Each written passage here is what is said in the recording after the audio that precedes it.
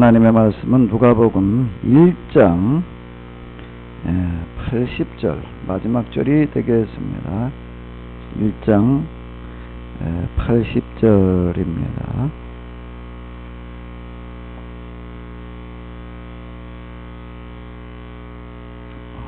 80절 한 절만 같이 보시도록 하겠습니다. 우리 다 같이 보시겠습니다. 아이가 자라며 심령이 강하여지며 이스라엘에게 나타나는 날까지 빈들에 있으리라. 아멘.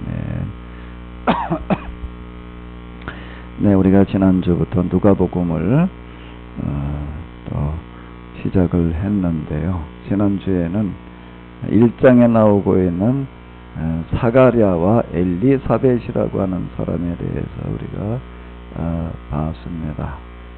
두 사람 다 의인이었다. 의인이 무엇인가라고 하는 것에 대해서 우리가 이렇게 봤는데요. 오늘은 이제 2장까지 좀 확대를 해가지고서 이렇게 보도록 하겠습니다. 자, 1장 80절 이렇게 보게 되면 이제 세례 요한이 이스라엘 사람들 앞에 등장할 때까지 광야에서 살았다라고 하는 그런 기록을 남겨놓고 있습니다. 2장으로 이렇게 넘어가서 보게 되면 이제 예수님께서 이제 탄생하시는 그와 같은 이야기가 나오게 되는데요.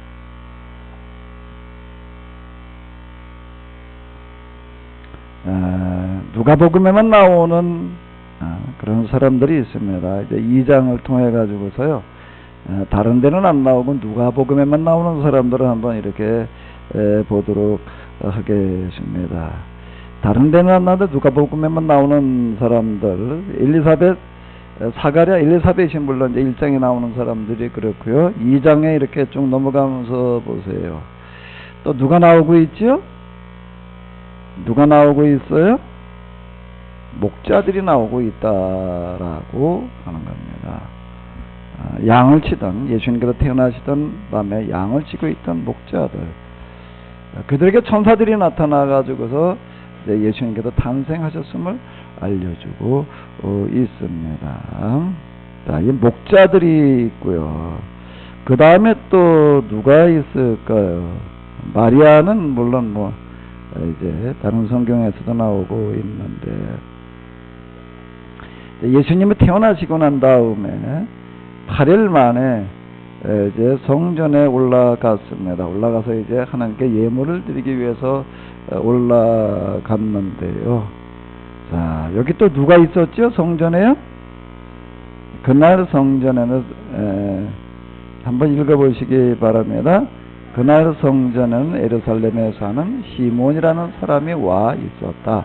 그는 바르고 경건한 사람으로서 성령이 충만하여 메시아가 곧 오실 것이라고 늘 기다리고 있었다. 시므온이라고 하는 사람이 나오고 있습니다. 그 다음에 또 쭉 나가다가 보니까는 2장 마지막에 또 나오는 사람이 있는데 누가 나오고 있죠? 안나라고 하는 사람이 있었다라고 하는 겁니다. 자, 같이 읽어보시도록 하겠습니다. 여자 예언자 안나도 그날 성전에 있었다. 그 여자는 아셀 지파에 속하는 바누엘의 딸로 결혼한 지 7해 만에 남편이 죽었으나 그 후 84살이 되도록 과부로 살았다. 그 여자는 성전을 떠나지 않고 밤낮으로 기도하며 때로는 금식하면서 하나님을 섬겨왔다. 자, 지금 여기 이제 이런 몇 명의 여자들이 이제 이렇게 나오고 있는, 몇 명의 사람들이 나오고 있는 것을 볼 수가 있는데요. 자, 이 사람들의 이제 공통점을 그러면 한번 좀 찾아보도록 하겠습니다. 누가복음에서는 1장, 2장을 이야기를 해 나가면서 다른 복음서에서는 이야기하지 않는 것들을 주로 이제 이야기를 하는데, 그 특징 가운데 하나가 이제 이런 몇 명의 사람들이 지금 등장을 하고 있다라고 하는 겁니다. 자, 이 사람들의 공통점을 한번 찾아볼까요?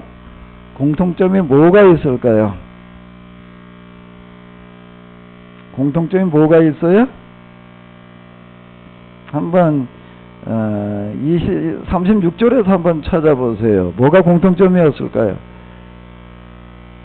이 사람들은 어떤 사람들이었다는 거예요?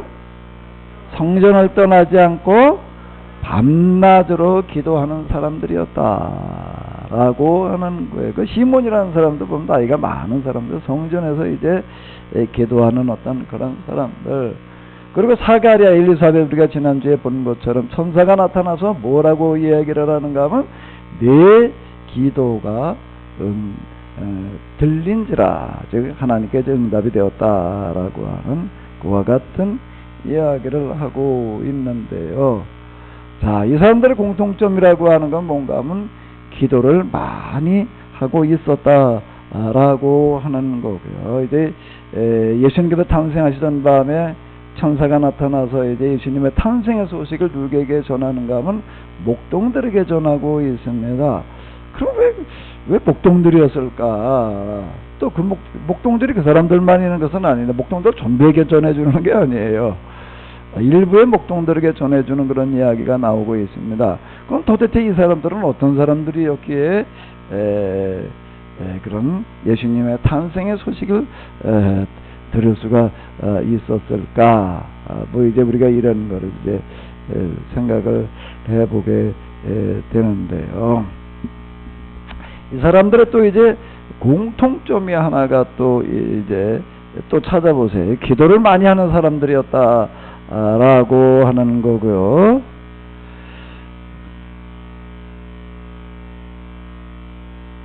자, 여기 또 25절에서 한번 찾아보세요. 시몬이라는 사람에 대해서 기록을 해놓고 있는데 공통점이 뭘까요? 이 사람들은 어떤 사람들이라는 거예요? 메시아가 곧 오실 것이라고 믿고 기다리고 있는 사람들이었다라고 하는 겁니다. 그런데 이제 메시아가 오시길 기다리고 있었다라고 하는 것은 사실은 이 사람들에게만의 공통점이라고 볼 수는 없어요. 왜 그런가 하면 당시 이스라엘 사람들은, 신앙 있는 사람들은 다 메시아가 이제 오실 거다라고 하는 그 메시아 신앙을 다 가지고 있었습니다. 이 사람들도 메시아가 오시리라고 하는 그런 기대감을 가지고 있었다라고 하는 건데요. 그런데 메시아가 오실 것이라고 기다리고 있는데, 그런데 어떤가 하게 되면은 그 메시아가 오실 것을 기다리는 그 기다림 조금 이렇게 달랐다라고 하는 건데요. 자, 그리고 여기 나오고 있는 특히 2장에 나오는 사람들 때 공통점이 뭘까요? 또 공통점이 하나가 뭘까요? 메시아가 오실 것이라고 기다리고 있었는데 어떤 거죠? 아기 예수님이 태어나시자마자 또 난지 8일 만에 성전에 올라갔을 때 이 사람들은 어떻게 하는 거예요? 아기 예수님이 누구라는 것을, 메시아라는 것을 어떻게 하는 거예요? 알아보거나 직접 시몬이나 안나는 누가 알려주지 않아도 예수님을 보고서 이렇게 알았다라고 하는 겁니다. 이분이 바로 우리가 기다리던 그분이구나. 그렇지 않다라고 하더라도, 직접 알아보질 못한다라고 하더라도 시몬과 안나는 성전에 있으니까 아기 예수님을 만날 수가 있었지만은 이 목동들은 뭐 지금 한밤중에 남의 양을 맡아가지고 기르는 사람들이니까 예수님을 만날 기회가 없어요. 그러니까 어떻게 하는 거죠? 이번에는요, 어떻게 하는 게, 천사가 알려주는 겁니다. 알려줘가지고 어떻게 하는 거예요? 여기 지금 이렇게 보게 되면 강도에 쌓여 구유에 누에 마귀를 보게 될 거다. 그가 바로 메시아다. 너희가 기다리는 메시아다. 이렇게 이제 이야기를 하는 거예요. 그랬더니 이제 목동들이 뭐라고 얘기를 하는가 하면, 자, 우리 베들레헴으로 가서 뭐 확인해 보자 라고 이렇게 지금 이제 얘기를 하고 있습니다. 그럼 이런 이야기 속에 뭘 볼 수가 있는가 하게 되면 이들은 다 메시아를 기다리고 있었다라고 하는 거를 알 수가 있는데, 근데 이 사람들은 공통점이 뭔가 하게 되면은 예수님께서 태어나시자마자 아직 공생활을 시작하시기 전인데도 이분이 우리가 기다리던 메시아라는 걸 알아야 몰라요? 알아요. 그런데 당시 이스라엘 사람들은 다 메시아를 기다리고 있었어요. 나중에 예수님께서 30살쯤 되셔가지고 나서도 이제 메시아로도 공식적인 이제 사역을 시작을 하셨습니다. 근데 사람들이 예수님을 메시아로 알아보나요? 몰라보나요? 몰라본다라고 하는 겁니다. 이게 다른 거예요. 메시아를 기다리는 거는 다 똑같았는데 어떤 사람들은 예수님께서 태어나시자마자 메시아라는 거를 알아보는 사람이 있고 나중에 30이 되셔가지고 진짜 이제 공생으로서 메시아 사역을 시작하셨는데도 몰라보는 사람이 있다라고 하는 거예요. 이 사람도 우리가 일단 메시아일 수가 없다라고 이제 십자가 못 박아 죽이는 그런 사람들이 있었다라고 하는 겁니다. 뭐가 차이일까요? 똑같은 메시아를 기다렸다라고 하는데 여기에서 우리가 찾아볼 수 있는 건 뭐죠? 메시아에 대한 뭐가 다를 수 있다는 거죠? 뭐가 다를 수 있다고요? 뭐가 다를 수 있다고요? 메시아가 오신다라고 하는 건 똑같이 인정을 하고 기다리고 있었어요. 그런데 어떤 사람들은 알아보고 어떤 사람은 몰라보고 있었다라고 하는 거예요. 그럼 어떤 사람이 알아보고 어떤 사람이 몰라봤을까? 이제 우리가 이걸 가지고 좀 생각을 해보려고 그러는데 그럼 뭐가 이런 차이를 가져왔겠어요? 뭐가 이런 차이를 가져왔겠어요? 메시아에 대한 이해가 달랐다라고 하는 겁니다. 메시아에 대한 뭐가 다를 수 있다는 거죠? 이해가 다를 수 있다라고 하는 게 요즘도 마찬가지예요. 이제 종말이 가까웠다. 이건 우리가 다 이제 뭐 그렇게 생각들을 하는 거예요. 특히 요즘은 이제 과학자들이 나서가지고 뭐라고 얘기를 하는가 하게 되면 인류의 멸종이 이제 초입기에 들어갔다. 이렇게 이야기를 하고 있습니다. 과학자들이 그러고 있어요. 환경오염으로 말미암아 지금 인류의 멸종이 코앞에다가 왔다.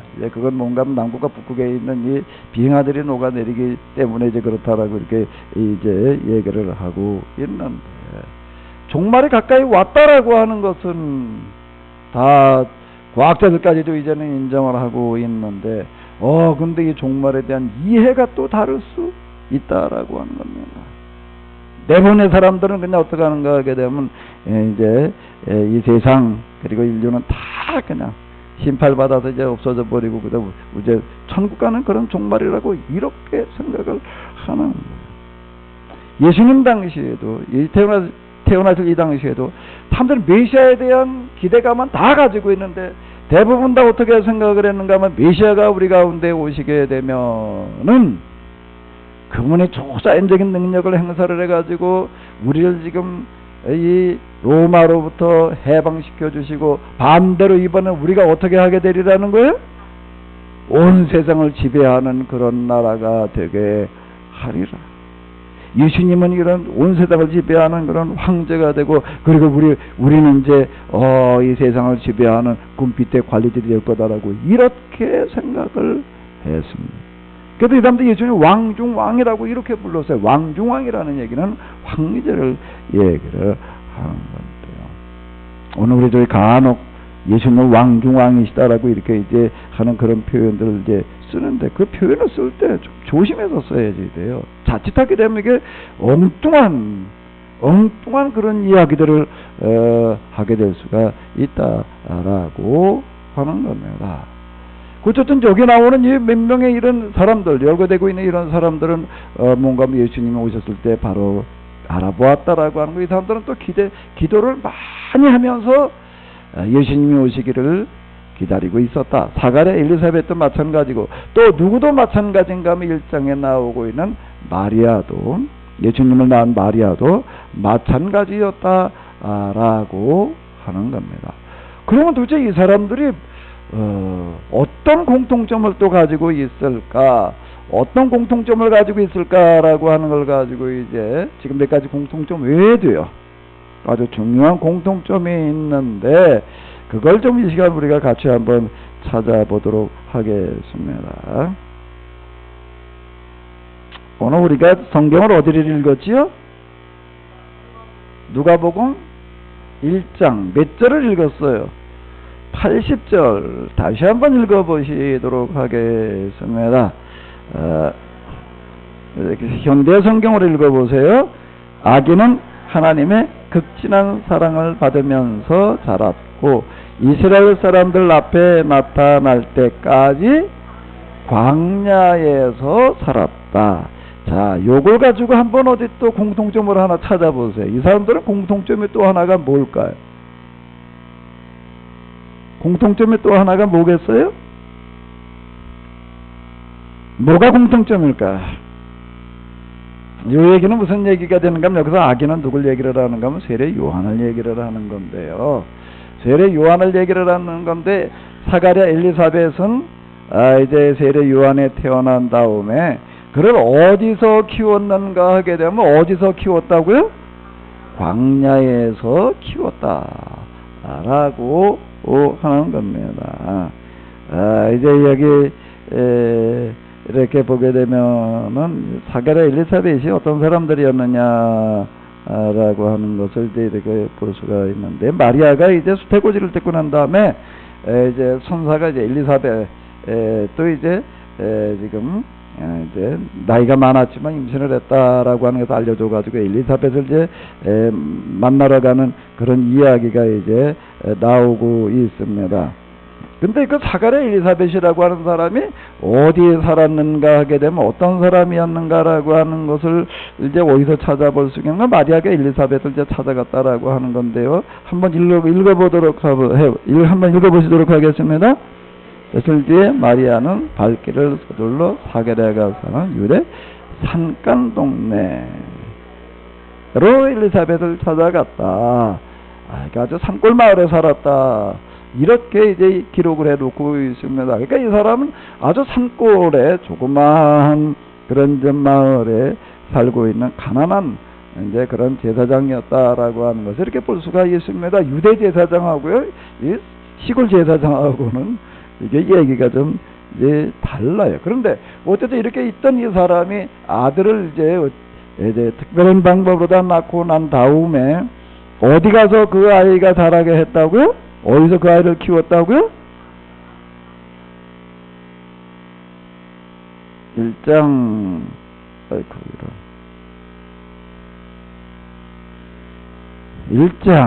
80절에 보니까 어디에다 살았다고요?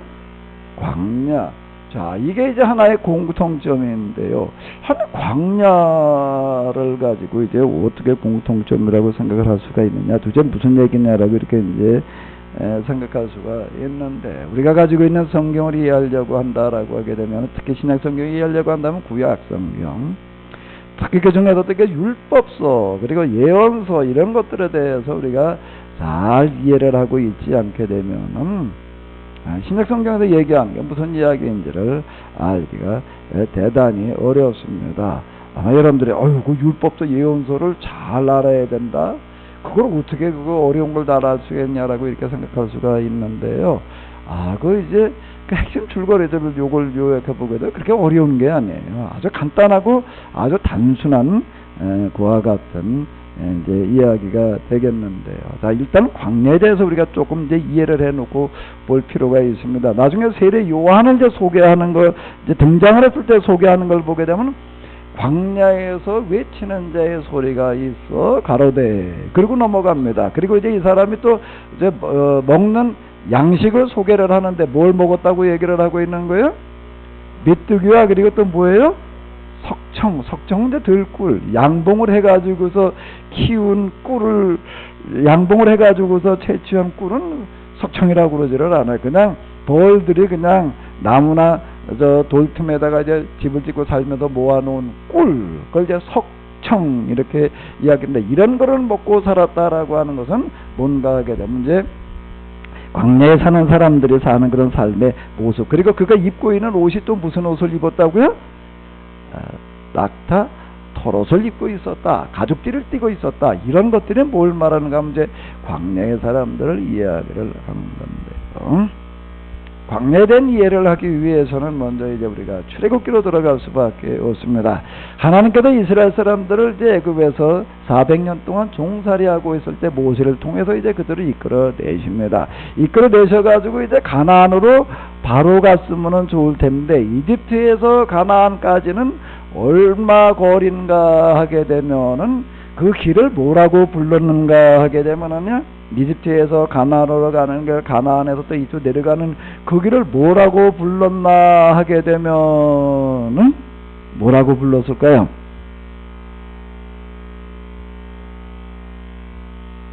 여러분들이 알 리가 없지요. 그걸 어떻게, 그때 그 길을 뭐라고 불렀는지를 어떻게 알아요? 근데 내가 왜 물어볼까요? 모른다는 걸 알라고? 좀 꼭 기억을 해 두라고요. 그냥 무슨 길이라고 불렀다 그러면요, 금방 다 지나가서 잊어버려요. 근데 이제 자꾸 생각을 하게끔 하느라고, 이제 당연히 여러분들이 모르겠죠. 그거를 어떻게 알 수가 있겠어요. 아주 그 길에, 그쪽에 대한 전문가가 아니면 그건 알 수 없는데, 근데 그 길을 뭐라고 불렀는가 하게 되면, 제 교회도 제가 설교 시간에도 자주 했던 그런 얘기인데, 열하룻길. 뭐라고 불렀다고요? 왜 열하룻길이라고 불렀을까? 며칠이면 갈 수 있기 때문에 열하루면은 간다. 열하루면은 간다라고 해가지고 열하룻길 이렇게 이제 불렀어요. 그거 열하루는 그럼 어떤 걸음으로 갔을 때 열하루냐라고 하는 거가 이제 문제가 될 텐데, 그냥 보통 사람들의 걸음으로 갔을 때 열하룻길.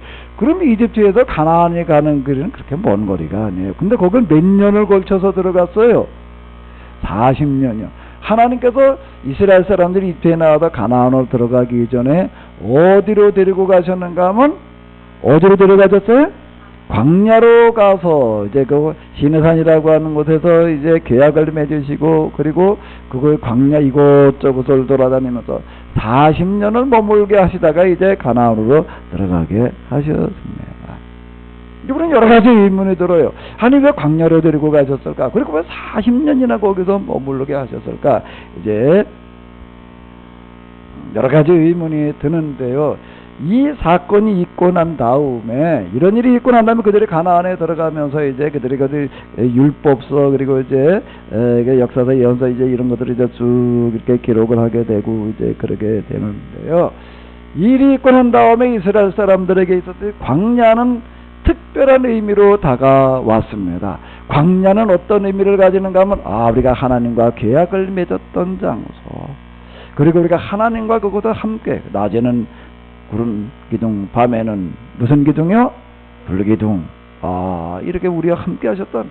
그리고 또 이제 양식은 또 뭘 먹어요? 거기는 농사 지어 가지고도 먹을 수 있는 데가 아니에요. 그러니까 뭘 먹었어요? 하나님께서 특별하게 주시는 양식은 뭐예요? 만나. 그 광야는 왜 광야라고 부르는가 하게 되면, 사막하고 광야하고는 얘기가 달라요. 사막은 흙 자체가 모래고요. 광야는 우리 이런 흙하고 같아요. 어떤 면에서 우리 흙보다 훨씬 더 좋습니다. 근데 왜 광야라고 부르는가 하면, 거긴 뭐가 안 내리기 때문에 비가 내리지를 않아서 살 수가 없어요. 비가 안 내리는 데 가가지고 어떻게 40년을 살았을까? 무슨 물을 먹고 살았다는 거예요? 우물을 파가지고 먹고 사는 게 아니라 바위에서 물이 나왔대. 어디서 물이 나왔다고요? 바위에서 물이 나왔다가 안반수를 마셨다는 얘기일까? 땅바닥을 깊이 파가지고 안반수를 끌어다 먹었다, 그 얘기일까요? 표면에 있는 바위에서 물이 나왔다라고 이렇게 얘기를 하는 거예요. 아니 땅에 있는 바위에서 어떻게 물이 나올까? 이제 비가 좀 많이 내린 다음에, 폭우가 내린 다음에 여기 와가지고 이쪽 뒤쪽에 한번 가보십시오. 그러면 뭐를 볼 수가 있냐면 바위에서 물 나오는 걸 볼 수가 있습니다. 여기 이렇게 절기랑 깎아낸 이런 부분은 여기 완전 돌이에요. 돌인데 돌통보다 물이 그냥 콸콸콸 쏟아져 나오는 걸 이렇게 이제 볼 수가 있는데, 바위에서 물 나오는 게 뭔지를 아시려면 직접 한번 보고 싶으면 여기 이제 폭우가 쏟아진 다음에 한번 와보세요. 그렇게 물이 쏟아져 나왔다라고 이렇게 이야기를 하고 있습니다. 이런 것들을 도대체 뭘 얘기를 하는 걸까? 하나님께서 특별하게 우리를 인도해 주셨다라고 하는 그런 이야기가 이렇게 되는 거예요. 그래서 이게 광야에서 살았다라고, 이거 광야, 그렇게 되면 이스라엘 사람들에게 있어서 광야는 뭔가 하게 되면 그들의 신앙의 고향인 거예요. 광야 그러면 거기는 가서 정말 하나님과 함께 특별한 삶을 살았던 곳, 사는 곳, 그걸 광야, 이스라엘 사람들의 광야는 그런 곳이었습니다. 그 광야에 대한 이해가 또 이제 둘이에요. 광야를 다 그렇게만 생각하지 않고 또 어떻게 더 생각하는가 하게 되면은, 광야는 나가보게 되면은 참 황량합니다. 파란 거는 찾아볼 수가 없어요. 다 그냥 흙 아니면 돌 그냥 그때 이런 것들만 있고 이제 그리고 그러다 보니까 뭐 사는 게 없어요. 짐승들이 제대로 살 수도 없고 이러다 보니까 그건 너무 황량하다 이래가지고 거기 또 뭐가 산다고 저 생각을 한쪽에 되는가 하면 귀신이 있는 데다 이렇게 이제 귀신이나 살 수 있는 데다 그런 뜻이에요. 이제 사람은 살 수가 없고 동물도 살 수가 없고 뭐나 살 수가 있다? 그건 귀신이나 사는 데다 이제 이렇게 생각하기도 하고 그랬는데요. 근데 이제 신앙의 입장에서 놓고 볼 때 광야는 뭔가 하게 되면 하나님에 계시는 곳, 하나님과 만날 수 있는 곳, 하나님과 함께하는 곳, 그와 같은 뜻이 이제 이렇게 되겠습니다. 그럼 왜 하나님께서 이스라엘 좀 더 광야로 끌고 가셔서 40년이나 읽게 하셨을까요? 목적이 뭘까요? 여러 가지가 있습니다. 여러 가지가 있는데 그 목적 중에 하나가 뭔가 하게 되면 광야에 가가지고 40년을 또 머무르는데요. 한 곳에만 머무르지를 않아요. 수시로 옮겨가야 되는데 뭐 한 달 만에 옮겨간다, 두 달 만에 옮겨간다 그러지도 않는 거예요. 언제 갈지를 몰라요. 오달땡에 옮겨왔는데 바로 또 가자 그래가지고 그 다음날 이사 가기도 하고 또 언제 갈지를 모르는 거예요. 언제 갈지를 몰라요. 이거 그리고 또 돌아다니면서 광야 이곳저곳 돌아다니면서 살았습니다. 하나님께서 광야를 왜 데리고 가셨느냐라고 하는 것을 그 목적을 이해하는 데 있어서 주요 목적이 몇 가지가 있었는데 주요 목적을 이해하는 데 있어서 광야 이곳저곳을 또 돌아다니면서 살게 하셨는데 날짜를 정해놓지 않고 그냥 수시로 구름기둥 불기둥이 이제 머물러 있으면은 거기 같이 있다가 구름기둥 불기둥이 움직인다 그러면 그거 따라가는 거예요. 왜 그렇게 하셨을까? 왜 그렇게 하셨을 것 같아요?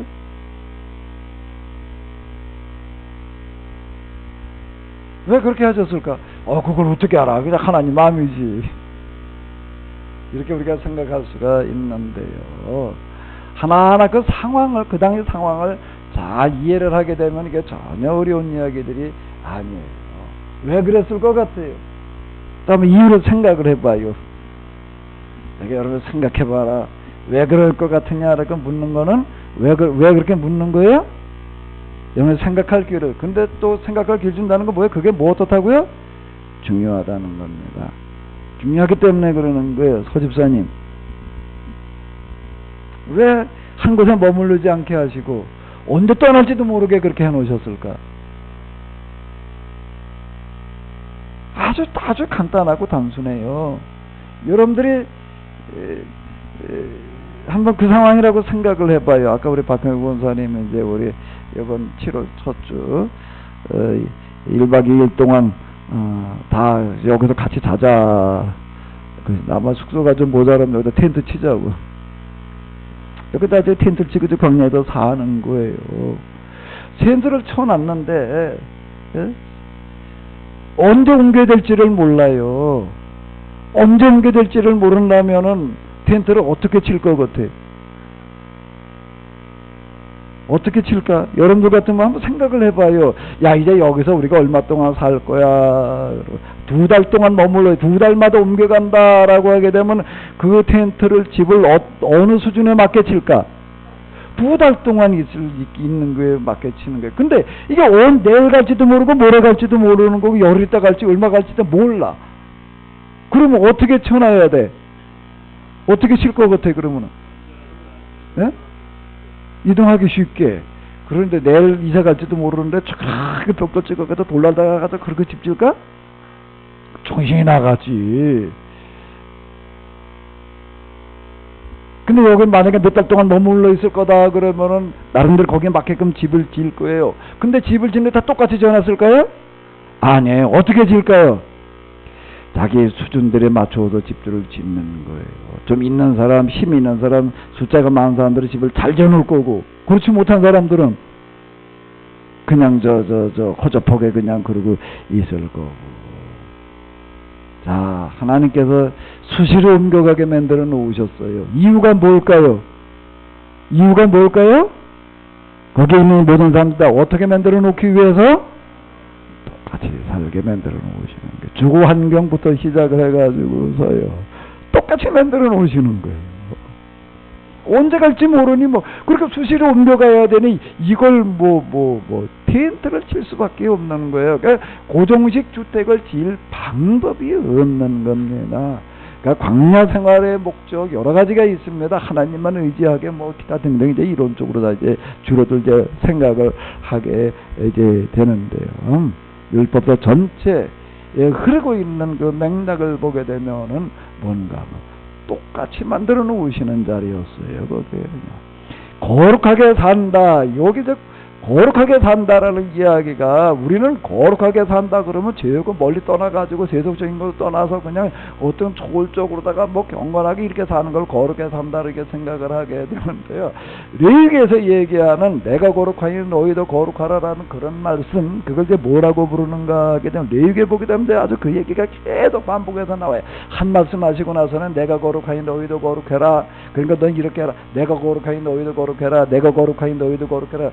계속 거룩하라는 그런 말씀이 나오는데 레위기라고 하는 것은 뭘 얘기를 하는 건가 하게 되면 뭐가 레위기인가 하면 거기에 모여가지고 있다면 계획을 맺은 다음에 이제 하나님께서 거처하실 그런 이제 장소를 만들어요. 이제 그걸 성막, 여기는 하나님께서 계신다 그래가지고 뭐라고 불렀어요?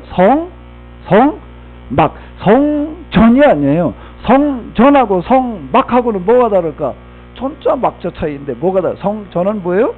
고정식 건물을 말하는 거다. 성막은요, 임시 그 텐트를 얘기하는. 그 하나님의 집도 뭘로 짓는 거예요? 성막으로 지어놓는 거예요. 그것도 이동할 수 있게끔 이렇게 지어놨어요. 그러니까 하나님은 성막을 특별하게 뭘 어떻게 만들어 놓은 것처럼 이렇게 느껴질지 모르지만은요, 그 성막 실제 모형을 만들어 놓은 데를 가보게 되면 정말 작아요. 왜 작을까요? 이거 커봐. 이걸 뜯어 옮기려면 그게 옛날에는 지금도 트럭이 싣고 다니는 것도 아니고 어떻게 해야 되는데 짊어지고 가야 되는데 짊어지고 한번 가봐요.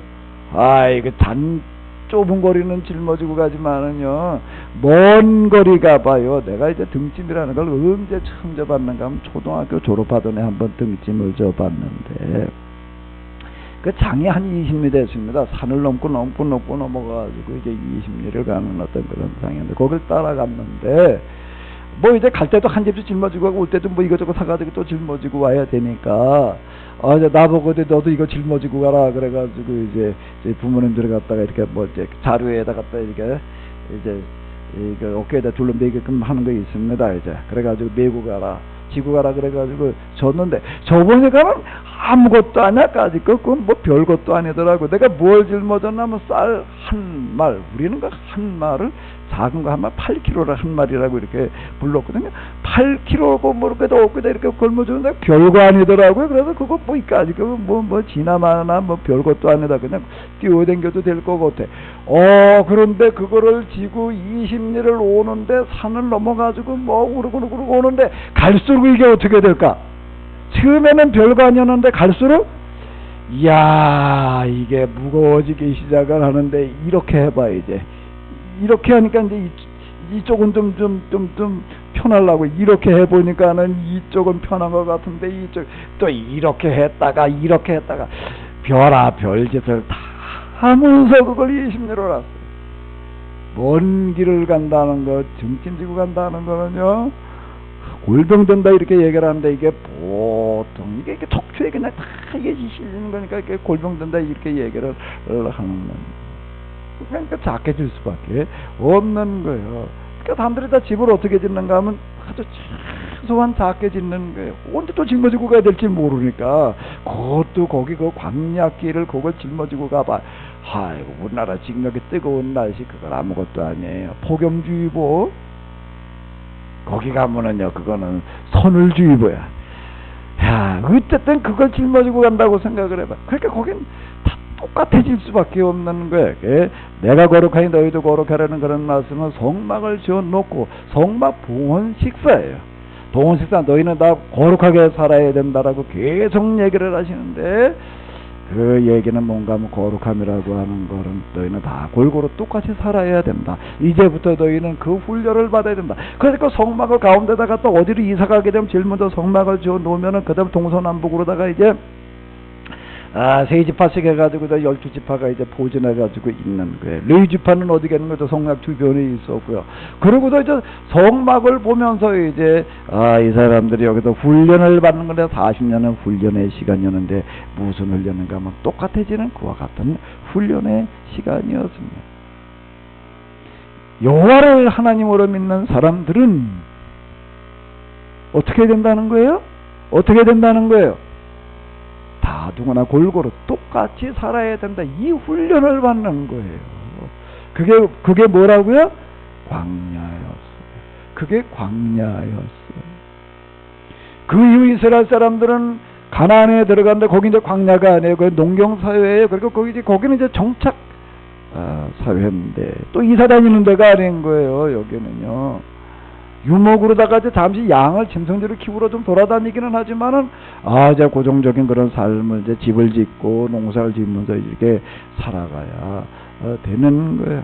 근데 이 광야의 정신이라고 하는 거는 뭐라고요? 뭐가 광야의 정신이라고요? 이스라엘 사람들에게 아주 광야의 정신이라는 게 하나 딱 각인이 된 거예요. 40년을 거기서 살았으니까. 광야의 정신은 뭐라고요? 우린 다 똑같아요. 집도 똑같은 데서 다 살았어요. 먹는 것도 뭘 먹었다고요?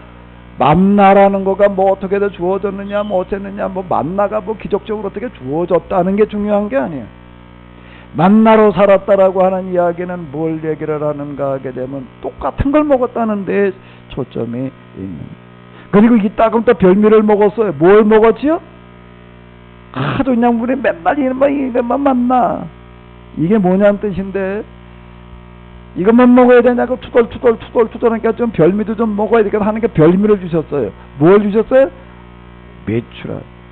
매출하게 똑같은 걸 먹는 거예요. 똑같은 데서 사는 거예요. 똑같은 물 마시는 거예요. 반석에서 나오는 물을 마셨다라는 그런 이야기가 뭐 반석에서 그 물이 나올 수 있느냐 없느냐 뭐 이런 것들 이제 우리가 물어야 될 문제지만은요. 더 중요한 이야기가 있습니다. 더 중요한 이야기가 있어요. 물을 어떻게 마셨다고요? 똑같은 물을 마시는 거예요. 우리가 지금 똑같은 물 마시나? 똑같은 물 마셔요? 물이 다 다르지 좀 돈이 있는 사람일수록 어떤 물을 마실까? 정수기도 비싼 거 갖다가 특별한 건 뭐 그런 걸 갖다가 마신다고요. 그 참 그냥 생수 사다가 마시고 근데 생수도 이게 쉽지를 않아. 그 없는 사람도 수돗물이나 끓여가지고 그냥 그러고 마시는 거고 그 수돗물은 우리나라 수돗물 수준은 굉장히 좋은 수준이에요. 자 동남아 저기 저 아프리카 뭐 어디 이런 데 사는 거 TV에다 가끔 보시죠. 물 당번은 주로 누가 하는가 하면 아이들이 하는데 우리 저 한말통 되는 거 그런 거 그거 다 황약품 담았던 통들이에요. 그게요. 그 원래 물통으로 만들어 놓은 것도 아니에요. 그 통은요 갖다가 이 집어던져도 깨지지를 않습니다. 아주 튼튼하게 만들어져 가지고서요. 그건 아무리 속아도 뒤집어봐도 안 깨져요. 왜 그럴까요? 거기다가 화학약품을 담았는데 이게 터져 놓으면 곤란하거든요. 그러니까 아주 튼튼하게 만들어 놓은 거예요. 그걸 갖다가 이제 그건 어떻게 구해내지 모르겠어. 어쨌든 거기 보면 다 그 화학약품 담았던 통들이더라고요. 그 TV에다 보여주는 거 보면 그걸 애들이 하나씩 들고 가가지고서 물을 들어가는데 이게 오리 심리를 걸어가지고 물을 떠오는데 어떤 물을 떠오나? 어떤 웅댕이가 가지고서 이렇게 떠오는데 물 색깔이 어때 일단이야? 그건 마실 수 있는 물인가? 그거를 떠가지고서는 또 짊어지고 그냥 떨고 그러고 또 와가지고서 그 물 한 통 죽어라고 또 와봐요. 그게 그거 가지고 목욕을 해? 샤워를 한다고? 더워도 샤워를 해? 그 사람들 보는 데 가서 물어봐. 야 더워도 우리 샤워하고 산다 그래봐. 뭐라 그럴까? 샤워 같은 소리야. 우리 매일 샤워해. 그러게 되면은 그 무슨 소리인지 못 알아들어요. 물을 똑같은 걸 마시는 게 아니에요. 똑같은 물 마시고 사는 게 아닙니다. 지금 우리가 반석에서 나오는 물을 마시다 하나님께 주시는 뭐 특별한 기적으로다가 자꾸 우리는 이렇게 생각을 하게 되는데요. 거기가 진짜 말하려고 하는 게 있는 거예요. 똑같은 데서 자고 똑같은 거를 먹고 똑같은 걸 마셔야 된다는 겁니다. 그리고 거긴 뭘 더 좋은 데다가 자리 잡아가지고 더 좋은 집을 짓고 살 방법이 없어. 그래도 어떻게 해야 되나? 거기 낮에는 구름기둥 밤에는 굴기둥 무슨 소리예요? 무슨 소리예요? 어떤 사람은 뭐 터를 좋은 데 잡아가지고 좋은 데다 집 짓고, 그게 아니라는 얘기야. 똑같이 그냥 똑같이. 아멘. 그게 그 민수기에도 진짜 얘기하려고 하는 것들은 바로 이런 이야기들이에요. 이스라엘 사람들에게 있어서 광야는 무엇인가 하면 이런 곳이 그들의 신앙의 고향이에요. 마음의 고향이에요. 그건 하나님이 계신 곳이에요. 다른 사람들 광야로 귀신에 사는데 그렇게 얘기를 하는데 이스라엘 사람은 율법에서는 그게 하나님이 계시는 것, 이렇게 얘기를 해요. 하나님 광야에 계신다는 그 얘기를 하는 것은 뭘 얘기를 하는 거? 하나님 뭐 광야는 장소에 계신다는 그런 이야기가 아니라 그런 공평하게 모든 사람 골고루 살려고 하는 그곳에 하나님께서 계신다라고 하는 그와 같은 뜻이 이렇게 되겠는데요. 근데 이스라엘에서 가나안에 들어간 다음에 이게 점점 흐려져 가는 거예요. 공평하게 똑같아지지가 않는 거예요. 더 좀 힘 있는 사람들, 돈 있는 사람들은 좋은 데다가 집 짓고 집을 지어도 또 어떻게 지으려고 그럴까? 잘 짓고 살려고 그러고, 없는 사람도 이게 안 되는 거고, 이게 점점 달라지기 시작을 하는 거예요. 없는 사람은 점점 더 어려워지고, 있는 사람도 점점 더 잘 살고. 옛날에는 부자 한 번 된 다음에 그 유지하는 게 어렵지 않았습니다. 부자들은 점점 더 부자 되기가 쉬웠어요. 왜 그런가? 쌀만 빌려주고 있으면 되니까. 장리쌀이라고 하는 게 있는데 뭔가 뭐 이자가 비싸다 그래가지고 어른장짤 갖다가 거기다 붙여놔서 장리래. 왜 어른장짤 거기다 붙여놨는가 하면 쌀 한 말 빌려다 먹으면 그 다음에 얼마를 갚아야 되는 거예요? 2마리를 갚아야 돼. 1년 농사 지어봐야 먹을 것도 안 되는데 그거 그 다음에 가서 배에다가 무슨 재주로 갚아요? 그러니까 이게 2년 한 마리 빌려다 먹었는데 그 다음에 2마리 됐어요. 못 갚았더니. 그럼 그 또 1년 지나면 몇 마리 될까? 4마리 되는 거야. 또 지나면 8마리. 그런데 영원히 못 갚는 거야. 그럼 이제 뭘 가지고 어떻게 해결을 해야 돼? 집 팔아야 되는 거야. 땅 팔아야 되는 거야. 그거 다 팔고 나서 그 다음 뭘 팔아야 되나? 몸뚱아리 팔아야 되는 거예요. 이렇게 되는 겁니다. 대주제라고 하는 게 그렇게 가지고 등장을 이렇게 했는데요. 자, 점점 이렇게 이제 사람들이 차이가 나기 시작을 해요. 그러다 보니까 한쪽에는 그냥 귀족층이 생기고 한쪽에 또 노예들이 생겨나고 이런 것들을 보면서 우리가 이렇게 살아서는 안 돼. 우리가 광야의 교훈을 우리가 기억을 해야 된다 라고 해가지고서 이제 여기에 어떻게 생각하는 사람들이 나오는가 하게 되면 광야의 전통을 우리가 이어가야 된다, 그 정신을 살려야 된다, 이렇게 하는 사람들이 나오기 시작하는 거예요.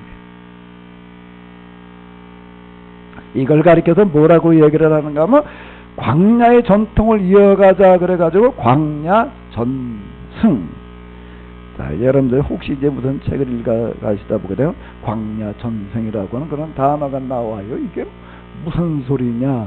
금방 얘기 말씀드린 거 한번 같이 해보시기 바랍니다. 무슨 전승이요? 광야 전승. 무슨 전승이요? 광야 전승이 이걸 얘기를 하는 거예요. 이걸 이어가려고 하는 사람들이 이제 나오는 거예요. 근데 이걸 이어가려고 하는 사람들은 그렇게 살아야 된다고 얘기하는 사람들은 숫자가 많을까 작을까요? 어떨 것 같아요? 적은 거예요. 다 왜 그런가 하면 내가 남보다 좀 더 잘 살고 싶지, 더 잘 되고 싶지, 더 여러분들은 다른 사람들보다 좀 좋은 집에서 살고 싶어요? 아니면 똑같은 집에서 살고 싶어요?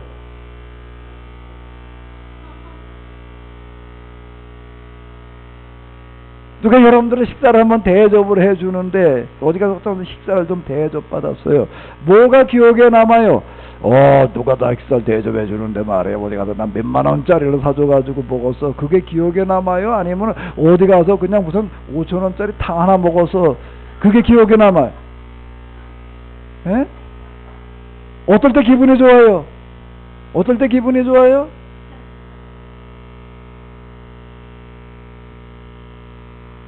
내 인상적인 분이 있었는데 어떤 사모님 만나가지고 얘기를 하다가 보니까 아주 목회람도 엄청 고생하는 그런 분이 있어.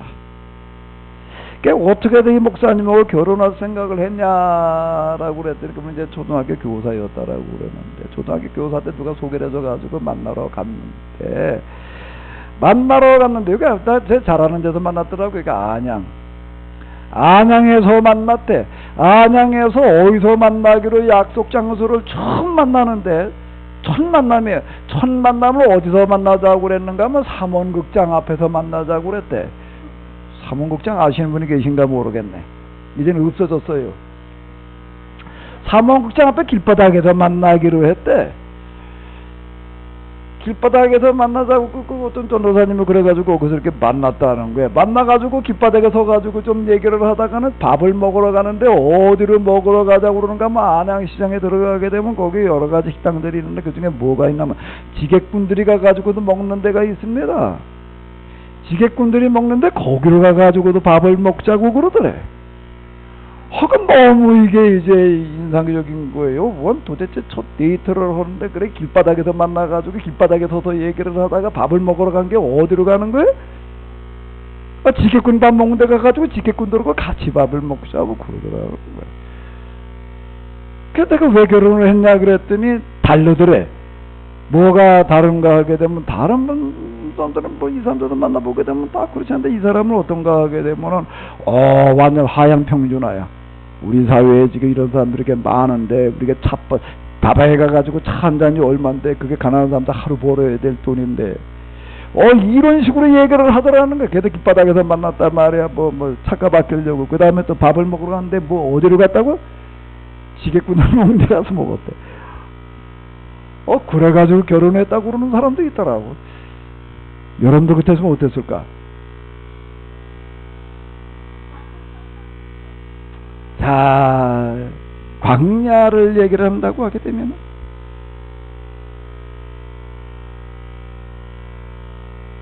광야의 정신은 이 정신을 말합니다. 그 이스라엘에는요, 이 광야 전통을 이어간다고 생각하는 분들이 있었어요. 근데 이 사람들은 소수였습니다. 소수였어요. 사사기를 보게 되면 거기에 사사라는 사람이 등장을 하고 사사를 따라 전쟁을 해나가는 사람들이 나옵니다. 근데 이게 말이 안 돼요. 상대방은 그냥 아주 첨단 무기를 무장을 하고 있는데 그런데 맨손으로 싸우러 나가자는 거예요. 기도원의 얘기가 대표적인 거예요. 한 미디안 사람들은 그냥 메뚜기처럼 그냥 바닥에 모래알처럼 많이 몰려왔는데 3만 명이 몰려왔는데 너무 많다. 가래. 그래도 가고 나서는 싸우고 싶지 않은 사람, 무서운 사람, 겁난 사람 그냥 가. 남이 오니까 할 수 없이 온 사람 그냥 가. 그 10,000명 남았어. 10,000명 남았는데 너무 많대. 그 추리가지고 몇 명 남아요? 마지막으로 몇 명 남지요? 300명. 이젠 됐대요. 이제 이 사람들 데리고 싸우자고 그러고 이제 얘기하는 그런 내용이 나오고 있습니다. 그 300명은 어떤 사람들일까? 그건 내 시내가로 가가지고 물을 먹는데 말이야. 물을 그냥 입을 대고 개 모양으로 마시는 사람, 그 다음에 손으로 다 떠서 마시는 사람, 그래서 떠서 어느 사람이 많았나 하면은 입 대고 먹는 사람이 많은 거예요. 이게 손으로 떠 마시는 사람 몇 명이에요? 300명. 그들만 남겨놔라. 그건 뭐가 달라? 아니 물가에 가가지고 거기다 입을 대고 먹은 거고 이거 먹은 거고 그렇게 중요한가? 우리는 그건 무슨 얘기야 이게? 이게 이걸로 먹은 사람들은 말이야 두리번 적군이 오나 안 오나 물 대고 입 대고 먹은 사람들은 뭐거나 말거나 이렇게 이제 우리는 해석을 합니다. 겨우 그런 거 차일까요? 그러니까 하나님께도 겨우 그 골라내시는 게 그런 거? 거기 깔려 있는 게 있습니다. 깔려 있는 게 있어요. 사사로 등장하는 사람들,